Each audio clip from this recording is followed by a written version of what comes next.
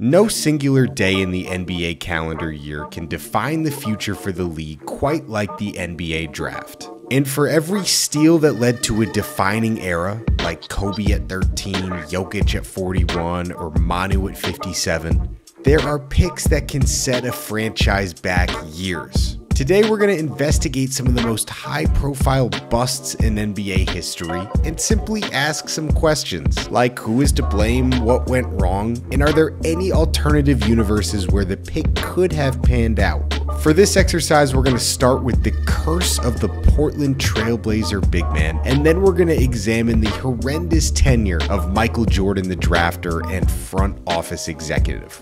Let's get into it. Today we are going to talk about busts. I want to start in Portland, Oregon, and talk about Portland Trailblazers big men. And what I like to say maybe is the curse of the Portland Trailblazers big men.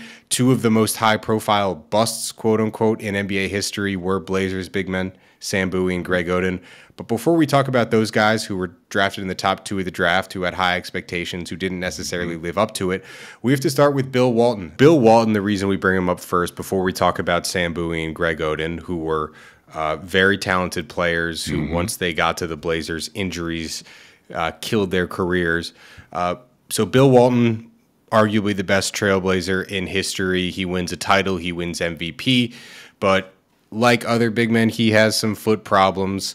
And the story goes that the Blazers medical staff used painkillers pretty freely back in the 70s. I wasn't around them, but I would imagine that medicine and research wasn't quite what it is today. And they were injecting Big Bill pretty liberally with said painkillers, and that destroyed his career. They had him playing on injured feet, and he ended up carving out horribly injured feet. Like, you know what I mean? Like, to your point, not to cut you off, Dylan, like if you watch, well, you know, there's information there, like on that 30 for 30, like the hell that Bill went through just to get them feetses prepared to battle in the regular season, understanding what his responsibility was as a top pick.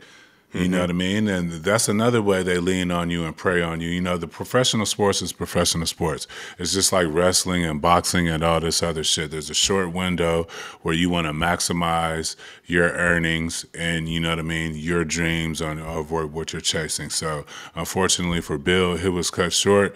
But, you know what I mean, he's got to accept some culpability. I think which he does till this day for what people put into his body, what he allowed, what he said yes to get back on the court, but then people didn't put Bill, even Big Bill, you know what I mean, one of their crown jewels of the NCAA MVP and a championship, they didn't put him at the forefront of their minds either as it pertains into the longevity of him, for him and the franchise. Long story short, Bill Walton, really good player for the Blazers. He ends up suing the team. It's malpractice. He said that they were giving him misinformation. They were shooting him up with painkillers. He was playing through injuries that you shouldn't play through. And what this sets up is then 30 years apart, the Blazers draft two highly touted big men, starting with the number 2 pick in the 1984 draft. This is the year after they drafted Clyde Drexler. They actually lose a coin flip for the number 1 pick with Houston, who gets Hakeem Olajuwon. And then with the number 2 pick on the board, you've got Sam Bowie, who went to Kentucky, who is a good player, actually had a couple stress injuries in college where he missed a full year or even more, but he came back for his junior, senior year. He was good. So they've got him on the board, and then they've got Mike Jordan out of North Carolina. But again, they drafted Clyde Drexler the year before. Same position, same type of player. I don't think back then playing two guards was a thing. You had your score and that was it. You also got to mention that 18 of the last 20 MVPs up until that point were big men. The only exceptions were Larry Bird and Julius Erving.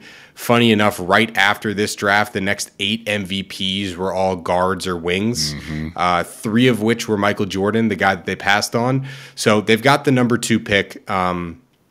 This guy, Stu Inman, who's the Blazers GM, he calls Bobby Knight, who was his good friend, and had been coaching the Team USA select team that summer. And Stu goes to Bobby Knight and says, hey, you know, we got a choice between Sam Bowie and Michael Jordan. Who should we pick? Bobby Knight says Michael Jordan. The Blazers say, yeah, but we need a center. And then Bobby Knight says, pick Jordan and play him at center. He says the kid is just an absolutely great kid. If we're going to pick the 3 or 4 best athletes I've ever seen play basketball, he'd be one of them. I think he's the best athlete I've ever seen play basketball, bar none. If I were going to pick people with the best ability I've ever seen play the game, he would be one of them. If I were going to pick the best competitors that I've ever seen play the game, he would be one of them. So what do the Blazers do? They pick Sam Bowie, who had a physical from the Blazers team doctor. He passed the physical. It later came out that when they were doing the little bang on his knee that they used to do at the doctor's office, he was in raving pain, and he just didn't say anything. So they take Sam Bowie, number 2 overall, sandwiched between the 2 players that would go on to win 8 out of the 10 championships of the 90s. And in 5 years with Portland, Sam Bowie plays just 139 games.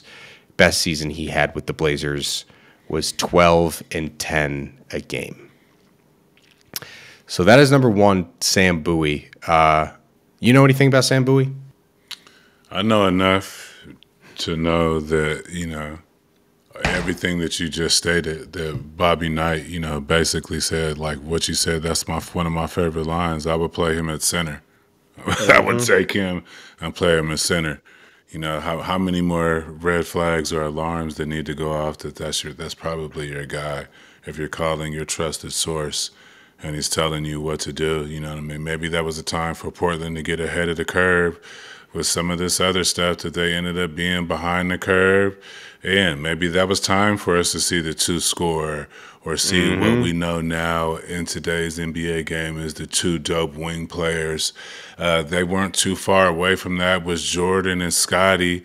You know, they were just, you know, 6 or 7 years removed from that being the prevailing thing around the NBA. Maybe that's why Portland is where they are now, because I feel like sometimes when you have an opportunity to be a change agent and you miss that window, especially on some of these names and things that you miss a window on, you have to pay the price of being non-relevant.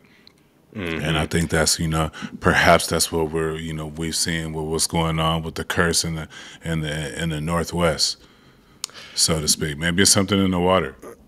Do you side on like the pick the best player available, or do you like drafting for fit? It got to be. I mean, I'm relying on my evaluators. My evaluators are telling me, like, I know what we need, you know, but this guy is amazing. I'm probably going to go with the evaluators, you know what I mean? It's easier to put the best talent out there and figure out the scheme that works best for having the best 5 on as opposed to following the age-old, we need a center, we need a this, we need a that. There's been some vanguard moves throughout sports, just taking the best player available. And I believe the most boardrooms that are successful, that get praised, take the best available player as opposed to, you know what I mean, what they need. Sometimes. I think it's like 50-50. I mean, it's easy to say you draft the best player available, but I mean, in the Blazers case, it also, you know, you draft Clyde and then you draft Mike. What does that do? What does that say to Clyde? But you already know the information on Sam. You just said his foot was broken down, and he had to came back. You're asking this guy to be the number 1 pick, for Pete's sakes. Availability is the best ability for the number 1 pick throughout the course of anything. So at the end of the day, you know, the flags were there. You thought you were smarter than Bobby Knight at the time. Cool. He was in college. He's only watched the guy play for 3 years. You know, you didn't trust your accredited source, so you got to deal with mediocrity sometimes. It happens. So 33 years later, the Blazers win the draft lottery in 2007, despite having the 6th best odds, and this is a pretty good draft. The year before that, the Blazers had an absolute home run draft in 2006. They got LaMarcus Aldridge and Brandon Roy in the same draft. which I would say is probably one of the best like single draft classes a team has ever had. You talk about like a Luka and Jalen Brunson. I would say that that's one. Westbrook and Serge Ibaka, that's a good one. But number one pick in the 2007 draft, and the top two options are clear. You got Greg Oden and Kevin Durant. And people look back now and say that, you know, it was a split. You know, obviously you look at now and Durant is who he is, and Oden's career panned out how it was. But Oden was the consensus number one player. There really wasn't that big of an argument. What do you know about Greg Oden? Did you ever play against him? I didn't, but I followed him when he was at Ohio State. You know, you like to follow the bigs, especially when you're, you know, no freaky when you're a big guy, and you like to see, you know, how the position is progressing, and you know, you always hope that it flourishes. Whatever position you play in the league, you all like to see that position doing well. But I thought Greg Oden was, you know, seemed to be NBA ready. 7 feet tall, 280, 7'2" wingspan, 33-inch vertical. Everything. He was slapping shit up against the glass. You know what I mean? He had good hands. He was moving fairly well. I remember he was running the court. He was played at a high level, played with Michael Conley. Those teams were good. They were entertaining to watch. They seemed like, you know, high-level NCAA. And he played against the best competition in the Big Ten. So, yeah, I didn't have a problem with Greg Oden. I don't think that – I liked KD at the time as well. But again, that was not the prevailing thing. I think that was we were still going off of what we need position wise. And big men. I mean, you got this is Yao Ming. You have Dwight Howard emerging. Facts. You got Ben Wallace and you got Bynum's running around. You got Bynum's running around. Yep. Shaq is fresh off the championship. Yep. And on the flip side, KD, he averaged 25 and 11 as a freshman at Texas on pretty much 50, 40, 90 splits. How tall is KD? Is he 7 feet tall? 6'11"? Basically.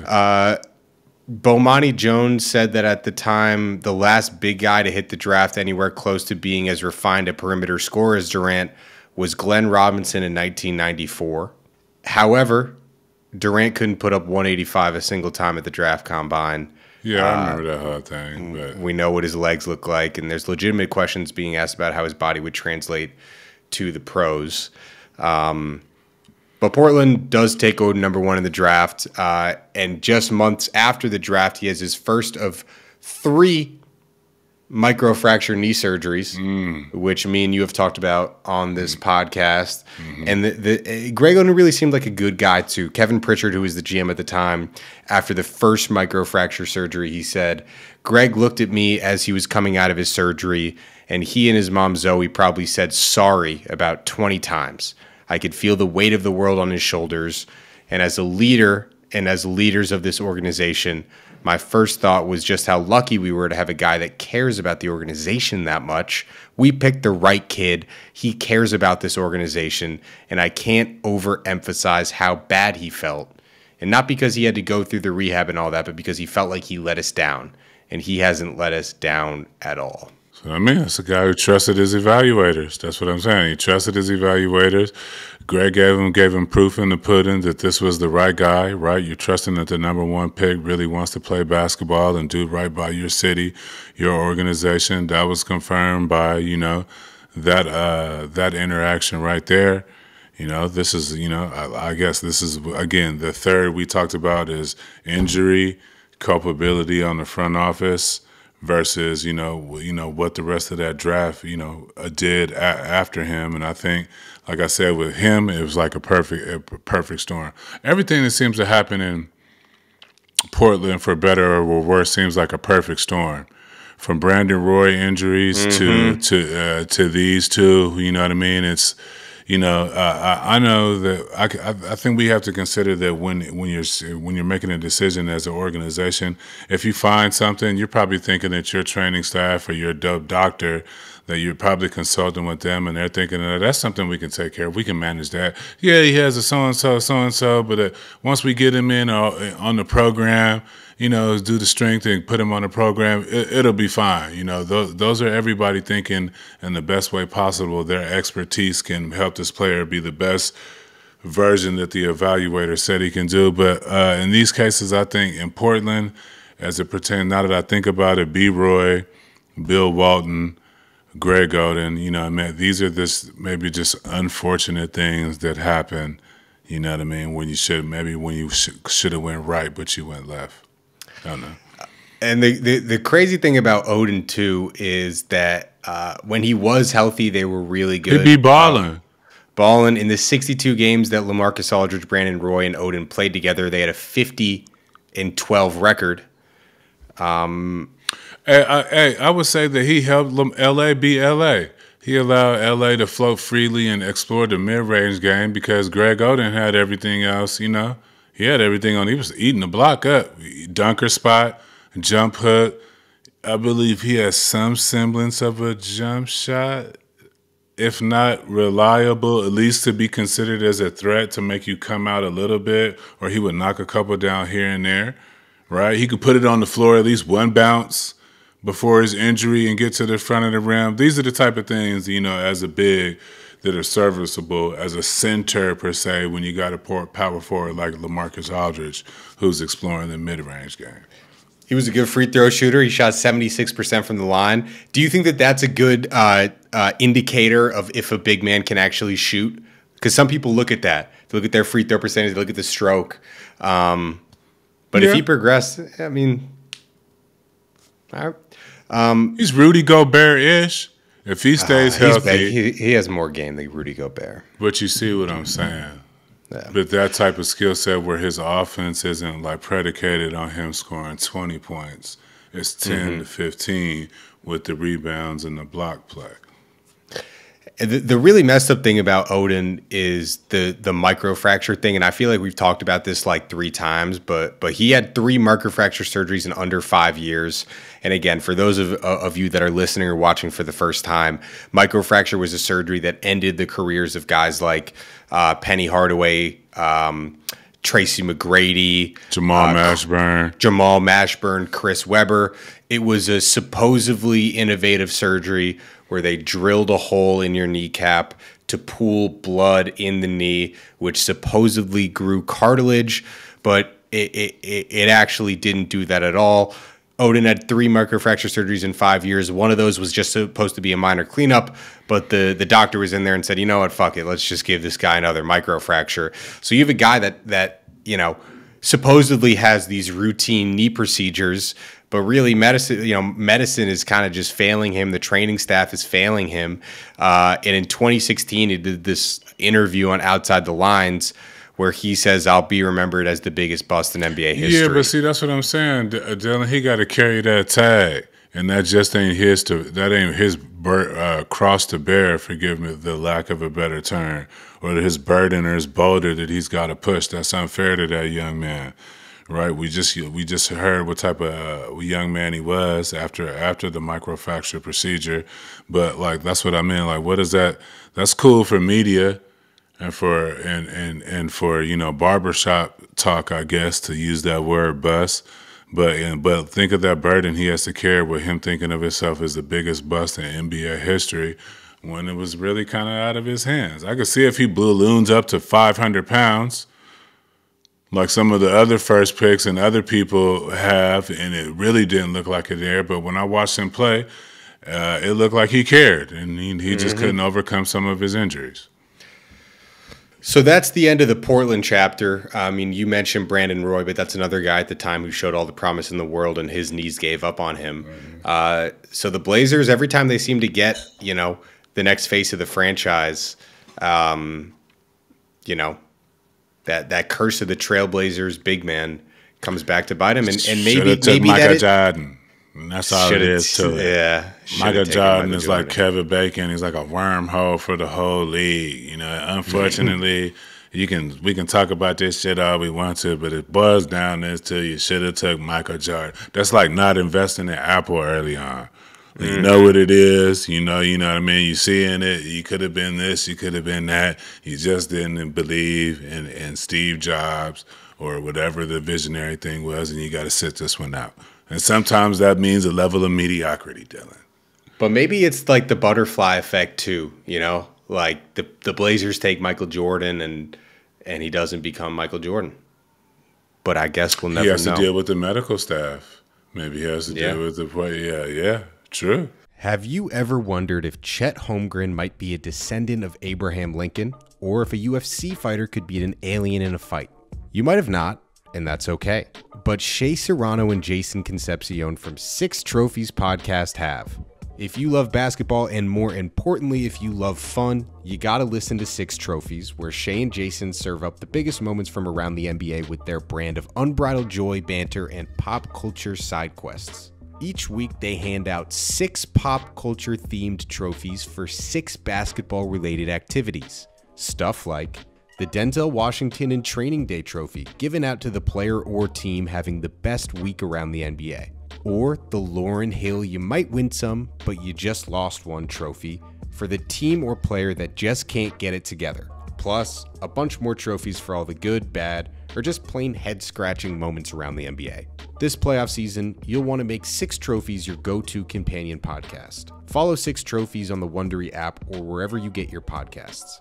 Listen ad-free right now by joining Wondery Plus. Well, guys, we are heading into the final round of the NBA playoffs, but there is still plenty of time to get in on the action with my partners at DraftKings Sportsbook.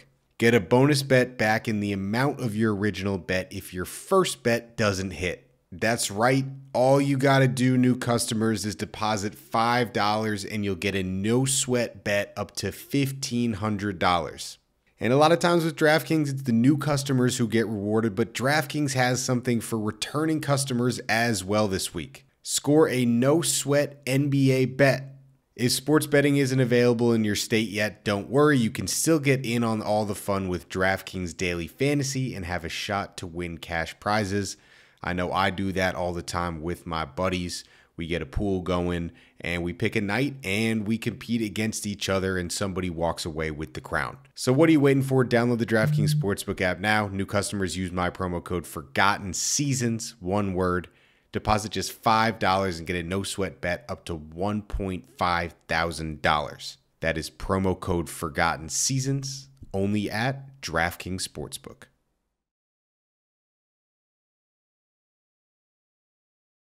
So that's the end of the Blazers chapter. Now we're going to go to just a chapter that might have just closed for the final time, which is Michael Jordan, the front office executive, which was just a brutal 25-year stretch, first with the Wizards, then with the Bobcats, then with the Hornets. So, to the basketball world's surprise, Jordan becomes part owner and president of the Wizards in 1999. Mm-hmm. Less than 2 years later, he's actually back as a player. He's back in the Wizards. And the Wizards have the number 1 pick in the 2001 draft. If we rewind a little bit and look at the history of high school to pro, the history was pretty good initially. You got KG in 95, Jermaine O'Neal and Kobe, then T-Mac, then Al Harrington, late, good pick. Then it gets a little bit shaky. We got John Bender and Darius Miles. Injuries. Both of them. I think D. Miles was a microfracture guy too. Really? Yeah. And Jonathan Bender was also a guy who had injuries that ended up developing a medical device that he has a patent on that he makes a lot of money off now, if I'm not mistaken, all based off due to his injuries and him changing whatever they gave him. That's for another, deep cuts. You know what I mean? That's for another Forgotten Seasons follow-up. Check for that on socials. But if my memory serves me correct, Jonathan Bender had a myriad of injuries that he hence produced a medical device that he has a patent for that is used commonly in the medical profession. I'm looking it up now. Mm-hmm. One afternoon in 2009, while people watching at a public park in Houston, he hit on what would become $1 million idea, a training and rehab device that would improve the way people walked. In about 5 minutes, I had put the whole thing together with duct tape and some cables and ankle weights from the corner pharmacy. I tried the device on and it worked exactly like I imagined. That's when I told myself, if I can create a product that helps me, I know it'll help everyone else. We got to get John Bender on the show. You know Shout who out I also, Jonathan, but yeah. You know who I also saw? I sent you the article, but Michael Kidd Gilchrist, another guy that we'll actually talk about in a few minutes that MJ picked up. He has a stutter, and he created stuttering therapy is not covered by medical insurance, and he thought it should be. Yeah. And he basically has been lobbying Congress to make it so kids that grow up with stutters can go and get their speech therapy and not have to go out of pocket and get covered by insurance. He used artificial intelligence so it doesn't cost anything. He worked with IBM. So, man, shout out to you guys. So, bravo, yeah. So Kwame Brown goes number 1 in the 2001 draft. He goes ahead of Tyson Chandler and Pau Gasol, Eddie Curry, Jason Richardson, Shane Battier. Kwame Brown. What was the profile on Kwame Brown? What was his supposed archetype? I mean, we've heard, what the idea of what Kwame Brown was supposed to be, one of the better players in high school, 6'10", 245. We heard about the measurables. We've seen the photos from a kid who was supposed to be 17, 18. I can't remember the exact age he was when he came. 18, right? I think he was about 18 or something when he came out, but he looked like a grown man. Everybody was anticipating him, maintaining that, the NBA body. Remember he's got an NBA ready body. Remember that whole thing, the Dwight Howard, whenever they find one, it's a monkey see, monkey do league, excuse the term, but, that's where you hear that term. He's got an NBA ready body, wooty wooty woo, you know what I mean, yada, yada, yada, but then the KDs of the world end up being Hall of Famers. Anyway, there's a lot that goes into this, but the word out on Kwame Brown was 6'10", 245, runs the floor well, probably good touch around the basket, you know what I mean, yada, yada, yada. His comp would be what? I don't know, fucking Alonzo Mourning at minimum. You thinking, Not bad. and at a most, and a big ceiling, you got a 20 and 10 guy, a lifetime 20 and 10 guy. Who's that? David Robinson or something close to that. Those are the type of things like his comp would have been. But like from what I remember is like that's what was that he checked out as supposed to be. If that's what you needed, he was your number 1 pick. So Kwame gets drafted in 2001, and he nor the basketball world knows that he's going to be playing with Michael Jordan the next year because Jordan transitions from the front office to the court. And I would argue that I don't know what 38-year-old Michael Jordan might be one of the worst players that an unready high school kid with high expectations could enter the league for. Jordan didn't seem like Mike ain't showing you no grace. Mike's not showing you no grace, and there's some stories. So allegedly, what Kwame says is that MJ actually never wanted me on the Wizards from day one. He drafted me to trade me for Elton Brand, but the owner of the Wizards, Abe Poland, blocked the trade. They used to bring old veterans into practice just to have them foul me and beat the crap out of me every day. I had Charles Oakley threatening me to beat me up. I was an 18-year-old kid. So Mike is basically pulling all of his boys out to try and, rough up Kwame. Kwame was calling fouls in practice. MJ called him a flaming F word. You don't get to call a foul call on a goddamn little touch foul. You fucking F word. You don't bring that fucking shit in here. Get your goddamn ass back on the floor and play. I don't want to hear that fucking shit out of you again. Get your little ass back and play, you F word. MJ and so yelled on and at him. so forth and so forth. So on and so forth from the go. So on and so forth. So on and so forth from the gore. That's a mouthful. You know what I mean? And that's a lot to stomach from, the culture logo. There's the logo on the sock, and then there's the logo within the culture and for basketball players. So, Mike did him dirty. Mike did him dirty. the team outside of that wasn't very good. Mike was putting up numbers, but this is just the first chapter in his kind of horrific stretch as a GM. So after the 2003 season, when MJ hangs his shoes up and wants to go back to the front office, he kind of expects that he can just kind of, go back and that, he's Michael Jordan and it's the Washington Wizards and they'll let him do that. But when he meets with the owner, Abe Pollin, after the season, Abe ain't going. Abe ain't going. This is an excerpt from Abe's widow.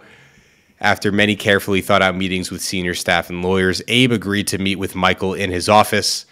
Knowing that this would be a difficult meeting, his advisor suggested that he tell Michael that he had decided to go in a different direction. That's what they tell you.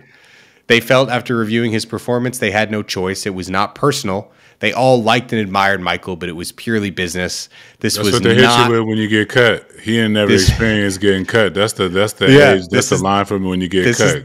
This is Mike getting cut. It was not personal. They all liked and admired Michael. What followed was a heated discussion of what had and had not been promised. But after Abe repeated his decision to go in a different direction, Michael lost it. He became very angry and began shouting. At that point, Abe walked out of the room and Michael called him several unflattering names. Michael stormed out of the room, went down to the parking garage, jumped in his Mercedes convertible with an Illinois license plate, took the top down, and drove directly back to Chicago from Washington, D.C. So yeah, Michael Jordan got cut. That's cold. By honest Abe Pollin. So 3 years later, MJ is back in the basketball world, this time with a new expansion franchise in his home state, the Charlotte Bobcats.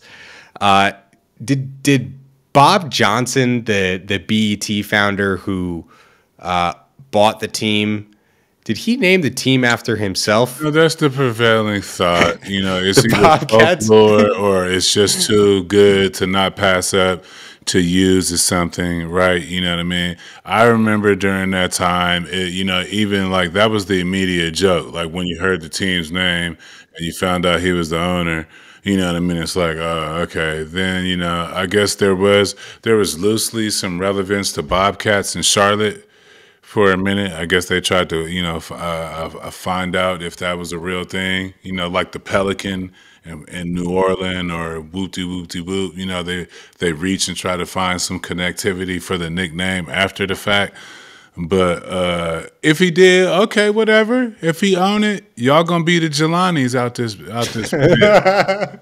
As long as I'm cutting the check, you know what I mean? Y'all gonna be the real McCoys. You know what I mean? That check hitting on the 1st of 15, what you care? You know what I mean? The board of governors at the NBA sign off. We selling that Dreyfus jersey.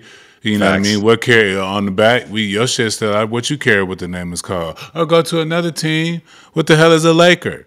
You know what I mean? Or so, whatever for that matter. So, you can't have everything. And if the owner said he want to loosely reference the shit, the Bobcats, and that's after him, so be it. As long as the first team 15th is straight, I'm good with it, Bob.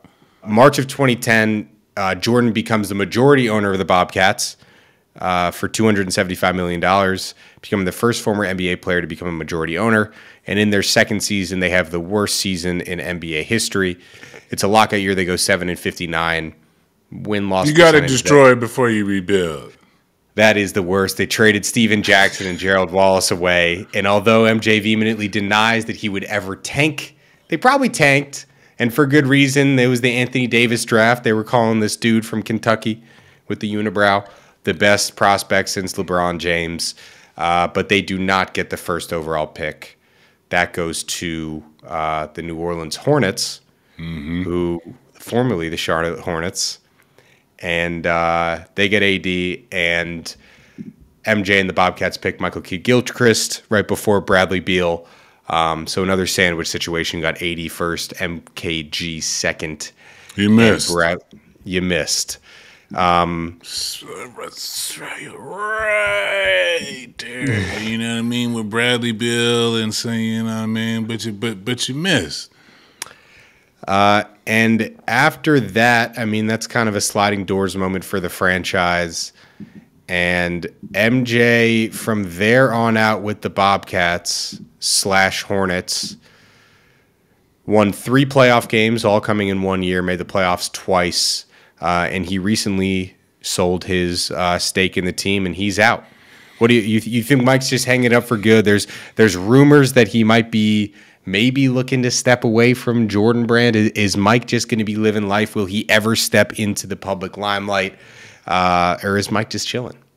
Mike gone. Mike's gone. Okay, and that's what I'm gonna be on here. We keep doing. Once we build this Forgotten Seasons and all this, I'm gonna be gone too. You know what I mean? He don't want to run Jordan Brand. He can run. He got younger minds. You know, Mike out here started running around in Jabos and dress shoes with the worst model Jordan possible on.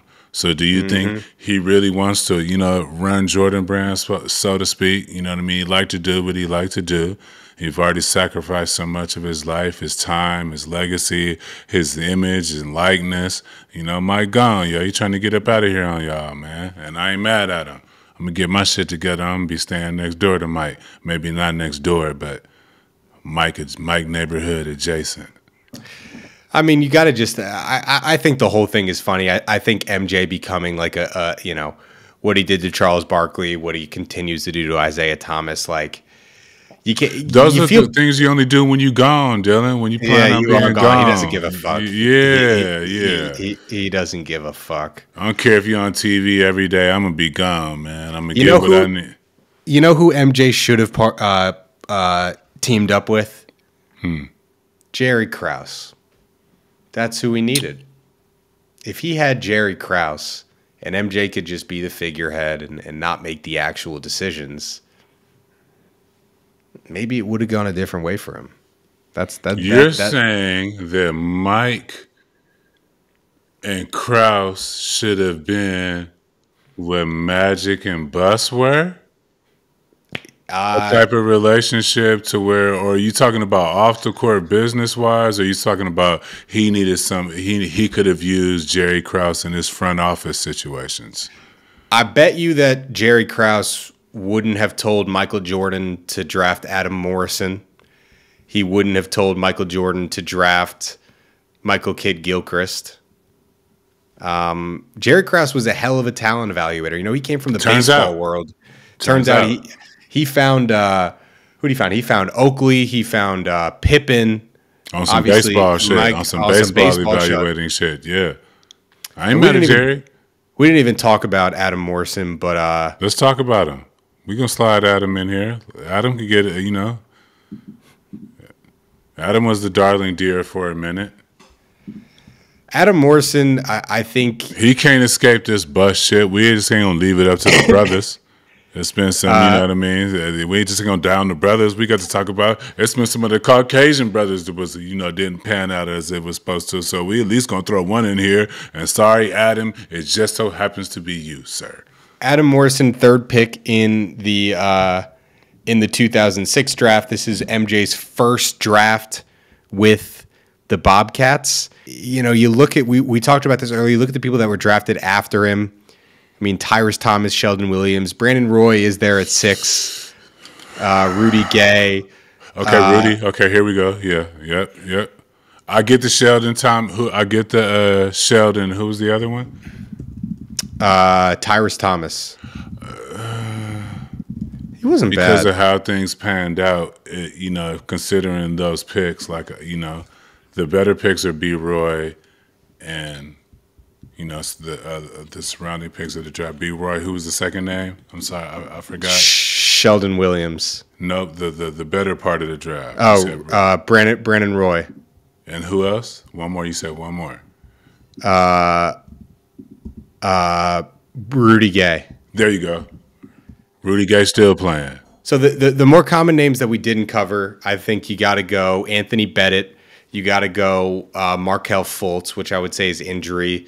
I think the funniest one, in my opinion, is Marvin Bagley getting picked before Luka, because the story is that the Kings didn't pick Luka because Vlade Divac hated Luka's dad on some Eastern European rivalry shit. And that's how you trick off the bag and, have to sit out. Luckily they haven't been, until recently, they've been having success. But like I said, if you miss out on these, sometimes you have to deal with mediocrity for a minute, man. That's what happens. Hasheem Thabit? Ooh. James Wiseman? James Wiseman. Hashim Thabit, the Hashim Thabit sandwich. Blake Griffin, Hashim Thabit, James Harden. It's a tough sandwich. It's a tough sandwich. That'd be a good post. The sandwich. The worst sandwich. Yeah. The Sam Bowie is pretty bad. It's a pretty bad sandwich. You don't want to be the protein in that sandwich. You know, it's also a pretty bad sandwich. Your Serbian boy. Who? Big Darko. Yeah, he got a bad sandwich. LeBron, Darko, and Carmelo, and then Bosh and Wade. He's got a triple decker. He's like a Big Mac. Yeah, he's got like one of them Instagram sandwiches, them big ass shits. You know, the scene that you can only get at one spot in a college town. He got one of them diners and dine, whatever that. Maybe you know that show, them big ass, ridiculously big sandwiches. You got to get the challenge to eat. That's what he's up against. Poor Darko. Darko cool too. How do you feel about Michael Olowokandi? Here's a name. 2 names before we close. How do you feel about Joe Smith as a number 1 pick and the way his shit panned out, and a Michael Olowokandi as a number 1 pick, the way his shit panned out? If we're throwing away that janky ass term, which to me represent female parts. For some people, it represents that other thing we talked about, the bust, which has been the topic of conversation. Where are you going? Shit, I don't even gonna get to Purvis Ellison, but where are you going with Joe Smith and Michael Olowokandi? The Joe Smith one was pretty bad. He did have he played 16 years. The Joe Smith one was bad because you got McDyess, Stackhouse, Sheed, KG right after. I want to say the Michael Olowokandi one wasn't that bad because That's my draft. That's Paul Pierce. That's Vince Carter. That's who else was in that? Jameson, draft? Bibby, White Chocolate. Was that one when you saw it in real time, like nobody understood the old candy? Well, University of the Pacific. That was underneath not only the Sterling regime, but who was the GM that was there that was doing zany? Elgin Baylor. Elgin Baylor was known to take some swings and miss. Out of all due respect to Brother Elgin Baylor, I'm not going to say whiff. He was known to take some swings with that franchise and miss. He was under duress, come to find out. You know what I mean? Unbeknownst to us, that he was working under duress and in a toxic environment. But these were the decision-making of Elgin Baylor and could have possibly been the owner, Donald Sterling. As far as it pertains to Michael Olowokandi. Elgin Baylor in his... I mean, it's got to be 1, 2, 3, 4, 5, 6, 12, 18. So Elgin Baylor lasted for 22 years as the Clippers executive. How many winning seasons would you say he had in 22 years? The Clippers used to be, I would say, and I was busy playing, mind you, during some of this time, so I don't have time to keep up with fact checking. And I know, but I would say, to be honest, bro, 0.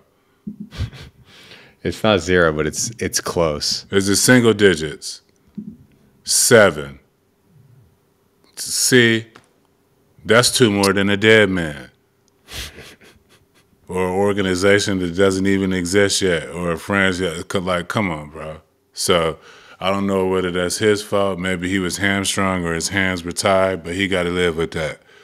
Just like I got to live with the fact that I shot under 50% free throw percentage in my NBA career. If I would have brought that up a couple percentage points, those would have translated into a couple more points of the game, which would have translated to a few more dollars. He got to live with the fact that in 20 seasons, his ass had two winning seasons. Now, was your free throw shit all mental, or definitely it was just all mental? Definitely, the free throw line is a hell of a place. I think for a big man in the 90s, when you have to wrestle down there and then come and calm down, and you know me, I'm naturally geek anyway. I play it off well, you know what I mean, through the help of meditation and some other things. But you know what I mean, as it pertains into the professional environment, that was one of the things the veterans had to do. Is like, hey, yo, man, chill out. So you know what I mean, me doing all that, you know what I mean, not being the biggest dude in the world at the time, and then having to go shoot free throws, miss along whatever else I had to go with going on mentally, I believe affected it. And then listening to too many other when you start missing free throws, like 6 motherfuckers want to talk to you and tell you how to shoot free throws. Then you forget that, you know, at some point you were a professional and you should just use a small tweak, but then you start trying to change shit and evolve, and then it just becomes a whole thing, and then you just keep missing them. I would like to see my stats on advanced stats on, like, if it was a free throw. I know this sounds stupid and Shaq says it, but if it was a free throw to tie the game or go to the head, I bet you my shit rose to like in the 70s. That's all I would say about that. I ain't about to do the metrics with you, but you know, if it was an intern want to come on and get hired for Forgotten Seasons and Advanced Metrics, holler at us. Another sandwich, Dragon Bender. You got Jalen. Who was that? The guard? Nah, he was the Phoenix guy. It's not that. It's actually not a sandwich because you got Chris Dunn behind him and Buddy Hield, and then Jamal Murray. He got saved. He got saved. I want to find a couple more sandwiches. Come on. Well, Wiseman was Anthony Edwards and LaMelo Ball. Not great. That's a ice cream sandwich. That's a sandwich. That's definitely a sandwich, I would say. How about Josh Jackson? Kansas. I forgot about him. I thought he was going to be good. With all due disrespect. Yeah, I like his skill set too. He's in a sound. He's in a huggy. Tatum and De'Aaron Fox. That's up there in the top 3, top 5. We'll make that post. That's a hell of a post. The Forgotten Season sandwich. The Forgotten Season sandwich. Holler at us, Jersey Mikes. Come on, man. Ike sandwiches. You know, mom and pops. You know what I mean. Anybody that's making a good sandwich. You know what I mean. Let us know. This is easy. We do these all day. And I'm gonna take this time to do my shameless product placement plug. You know, you know. Drinkaneos.com. Drinkaneos.com. Kid Gilchrist was definitely a sandwich. We need to identify exactly what type of sandwiches they are, and that's the scale. We should compare them to sandwich. Yeah. What's the biggest, most offensive sandwich there? Is it the pastrami? I was gonna say like a Reuben. Yeah. The deli sandwich. The deli sandwich versus we're gonna do this for y'all. We're gonna get it right, Forgotten Seasons fans, but this is gonna be a well thought out post. We need to vary the tiers off based on, you know, the size of the sandwich and, you know, the whole thing. So deep cuts. You didn't come here for no surface shit. You got to go somewhere else for that, Dylan. You came here for deep cuts. How about Marvin Williams in between Andrew Bogut and Deron Williams? That could be like a panini. That is almost something you make at home.